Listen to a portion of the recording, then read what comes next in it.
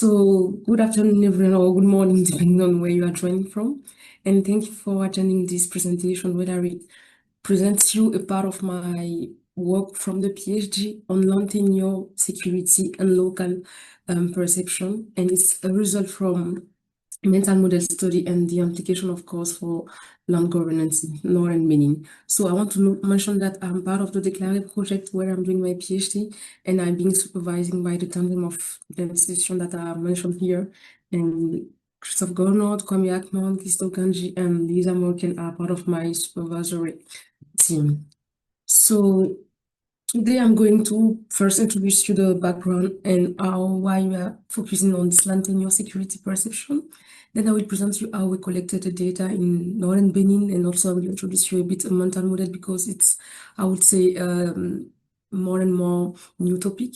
And then I will present you some results, not all of them, and we'll end up with a conclusion.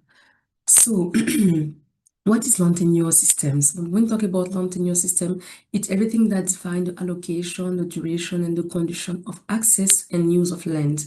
So there's a lot of study that are focusing on land tenure security and how it influenced agricultural investments, farmer productivity, but there is a lack of study that really look at the perception of land tenure security, and especially the consequences of farmer perception of land tenure security.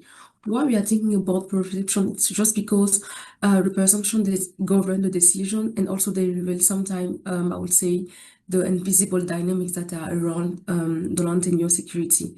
And we think that it's necessary to integrate tenure perception into the system, let's say, and into also more and more study to more understand the complexities that are around land tenure security for better policy developments. So, sorry. When we talk about law and report on land governance, there are more and more encouraging law that will help to promote innovative and also affordable tools to document and secure land rights. And also the state, there's also a lot of, let's say, report also land decision that are encouraging state to provide accessible, gender sensitive, and also reliable dispute resolution mechanics to protect the tenure rights. So from this general, I would say, tenure principle to Northern Benin, we really wanted to look at how is it going on in Northern Benin. So why did we focus on Northern Benin? It was because it's predominantly agrarian economy, and it's highly dependent on smallholder farming. So land is important for these farmers. So also at the same time, you have a lot of demographic growth within the area, and also a land demand that is increasing more and more, which is making a pressure on the land. And also, customary tenure system dominate the land access mainly through inheritance, the village chief that I would say give the rules that need to be followed, and also oral agreement that happen within the area. So among these, I would say, context of Northern Benin, there are a lot of challenges, and these challenges include land insecurity with overlapping rights, weak record, and also frequent disputes. And also there is implication for groups like women and migrants that remain vulnerable with the impact on soil fertility, agricultural investment, and also sustainable land management practices. So to address these challenges, the government of Benin, they have tried to implement ADC and also the titre foncier to, let's say, formalize and secure the land rights. So the ADC, which stands from Attestation de Détention Coutumière in French, keep this word in mind because all of my presentation is going to be around this ADC. It's a presumption of customary land ownership. So it presumes to the holder of this paper or this land title that he has that his ownership is recognized both by the state and also by the local authority. So, and it's legitimately recognized. So this is a bit the context of Northern Benin and about this ADC. So we wanted to look at how the farmer perceive the consequences of land tenure security, and through this ADC and its implication, of course, for agricultural development, and also wanted to understand, okay, does this perception of land tenure security differ from men and women, and also from migrant and non-migrants, and how this finding from local perception of land tenure security can be used to develop more equitable and sustainable land management policy for rural community in Northern Benin. So our objective, of course, is to analyze the farmer perception of the consequences and also to compare the different groups in terms of perception. So now that you also have a bit of the background of the study and how it's work, I'm going now to, let's say, explain to you how the mental model data was collecting and what is first mental model. So I will talk also a lot during my presentation about drivers. So I want to introduce you this small concept I will say here. So for example, if I say land governance and I ask you to give me 3 words that you are thinking about, some people will say land tenure security, other will say land right, other will say gender and land use formalization, social status, food security, among others. So now when it comes to the relationship between all those drivers, some will say that me, I will link gender with land tenure security, other will link it the land governance with land right, and so and so. So in our case, we use mental model. So what is mental model? As I showed you previously, it's easily the explanation of someone thought process about something in the real world, how something work, and mainly based on individual experiences, and it describe a person own internal understanding of something of the external world. So it has been applied in various fields like in ecology, in psychology, and in our case, we apply it to understand the local perception of land tenure security in Northern Benin by asking to the farmer, okay, so what do you think are the consequences of having this ADC, this land title, customary land title? For the tool that we use M tool that was developed by Caroline from this university, and it also helped us to really capture because it's also a friendly tool. So why M tool? I put you here like the interface of the app. On the A, it's like at the beginning of the mental model exercise that we asked the farmer. So we chose this tool because it's well suited to the population with low literacy levels. It's useful, sorry, when you want to compare both mental model between different groups, and it's also easy to use as an intuitive platform. So on the B here, I also put like, let's say, an image of like an example of a mental model map that was drawn by a participant.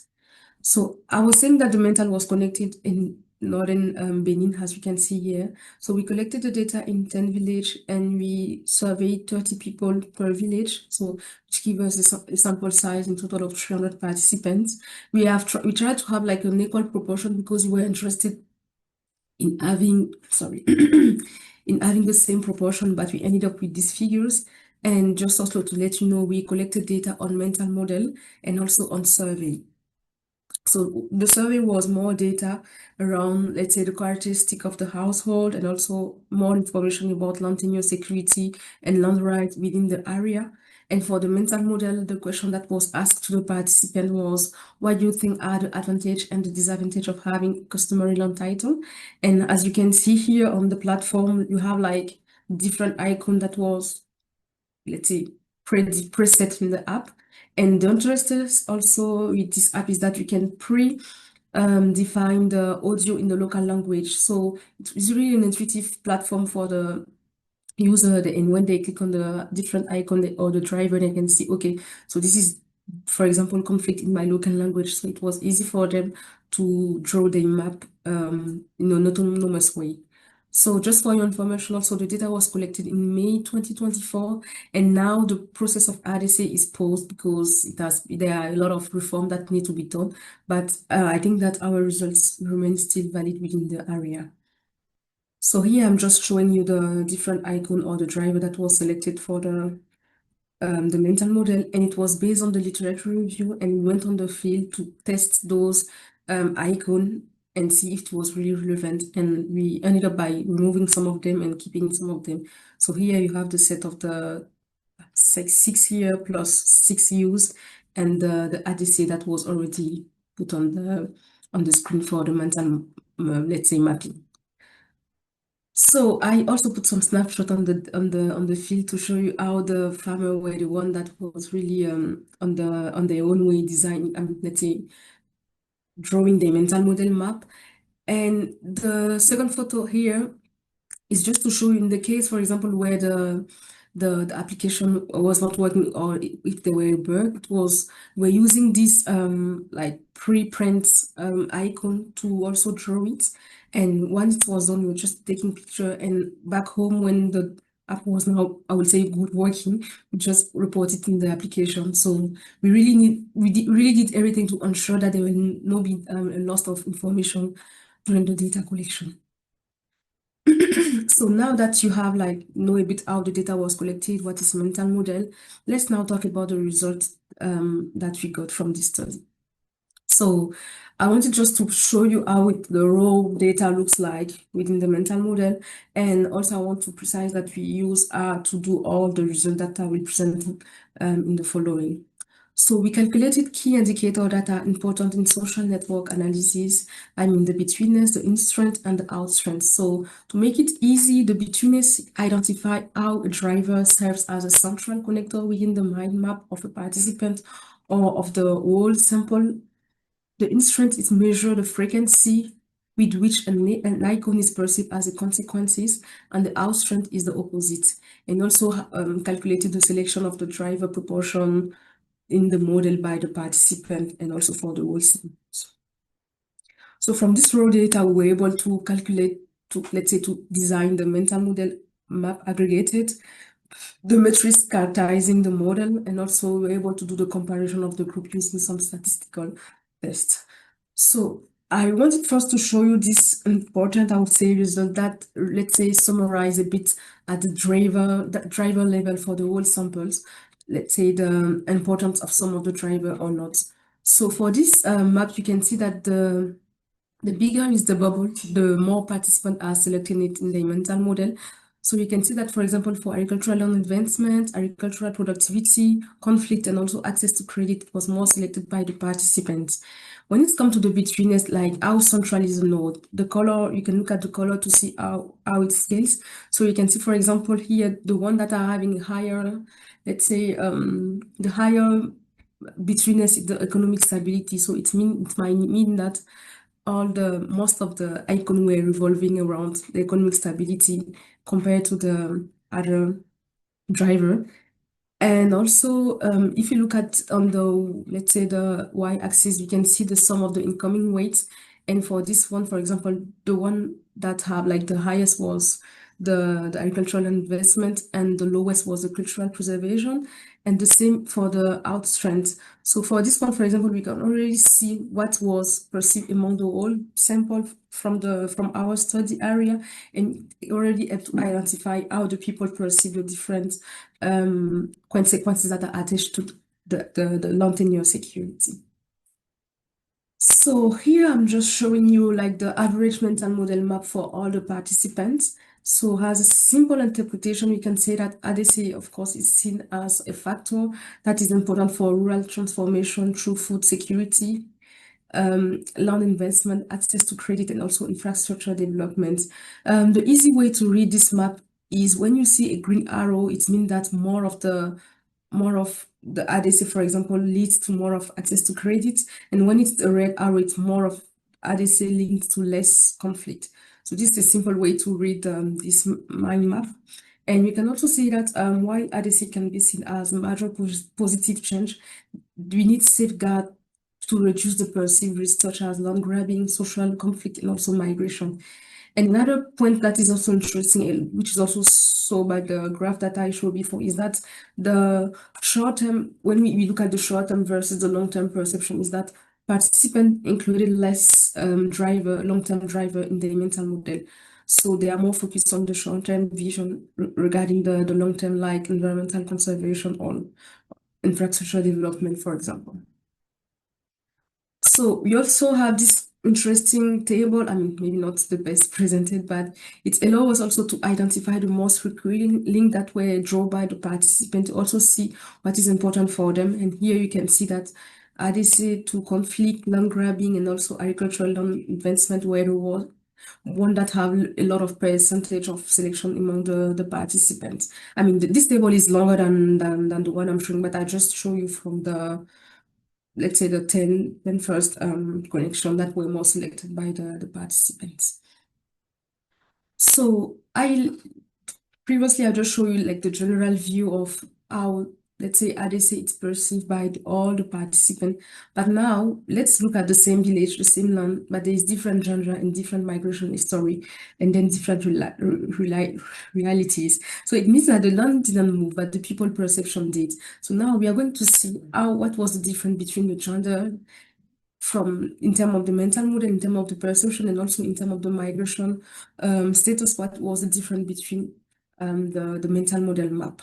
So here you cannot look at those two maps drawn by men and women and just see the difference, but there are some links that are already evident. For example, when you look at ADC to women empowerment, it was more selected among the women sample than the man sample.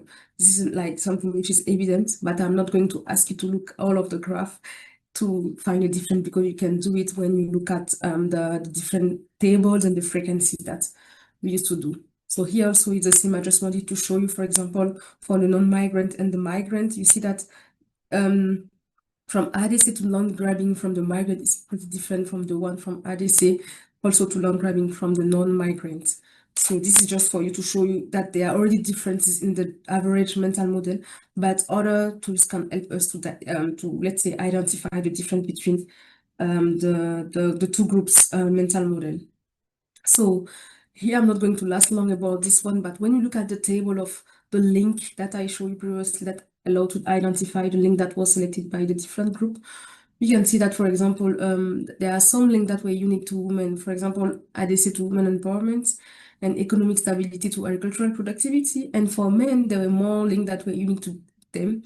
It was more food security to women empowerment and also agricultural productivity to economic stability.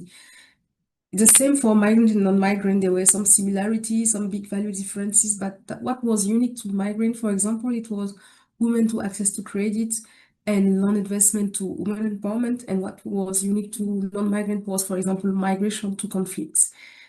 So also plotted like, let's say, a Louvain community is like an algorithm that will allow you to identify the cluster group that was drawn within the group mental model map. And you can see that for the migrant, they are more focusing on the cluster, conflict, land grabbing, and migration in orange here. And for the non-migrant, it's more on food security, agricultural productivity, land investment, and also economic stability. So you already see like the difference among the two group perception. So we perform a recall custom text on the included driver of the participant also to see is there a difference among like the let's say the drivers selected by the different group. And for men and women, we saw that the different were coming from women empowerment, migration, conflict, infrastructure development, and also land grabbing. And for non-migrant, the difference were coming from more like agricultural land investment, conflict, and also cultural preservation. So what we can say with all those studies, for example, for this table, we can really say that we need to strengthen the local land governance through the representation of migrant and women, and we need to improve, let's say, the access to information on land rights and dispute resolution. We also need to offer flexible land rights, for example, long-term lease to more encourage land investment, because you can see that for among the difference between migrant and non-migrants, the migrants included less the agricultural land investment because they don't feel secure about their land, so they're not going to invest there. And the same, so we also need to mobilize, let's say, local leaders to raise the awareness of about the negative perception, I would say, of women empowerment, because we can see that there is a big difference, and even in the mental model map, you see that clearly the men, what they told me when I was on the field, that we don't want to, the women don't need to be empowered because we are providing all the food to them. So we maybe need to kind of raise our awareness about this. I'll call it negative perception, but yes, let's call it biased perception of the women empowerment, for example. So what can we say as a conclusion is that the women, they emphasizes and they more on food security, environmental conservation, and also women empowerment, as these issues directly affect the household and livelihoods, while men emphasize more on productivity, land investment, and also infrastructure, because they are way to generate more growth and income within their family. When it comes to migrants and non-migrants, the migrant emphasizes more conflict, land grabbing, as I show you with the cluster, and also non-migrant, they were just on cultural preservation and increase of land investment, because they know that they are secure about the land, so they don't need to think about conflict or land grabbing or those kind of related things. So IDC is perceived as a key factor in securing land and opening up access to agricultural productivity, food security. We saw it through also environmental conservation. But participants perceived the short-term consequences than the long-term one. And we also saw that the perception differ according to gender and also the migration status, and which saw that we need really to have like sustainable land management policies and action that are more included and let's say context specific and also gender sensitive to let's say respond to the varied need and priorities of those different groups among the communities. And I would like to end with this call to action to really encourage all of us to let bridge science and societies, encourage community by applying innovative tools and co-design land tenure solution that will enhance equity and also sustainable land development that will truly work on the ground. So thank you for your attention, and I'm really open for all discussion, all thought that you may have, and that we can already start the discussion. Yeah, thank you.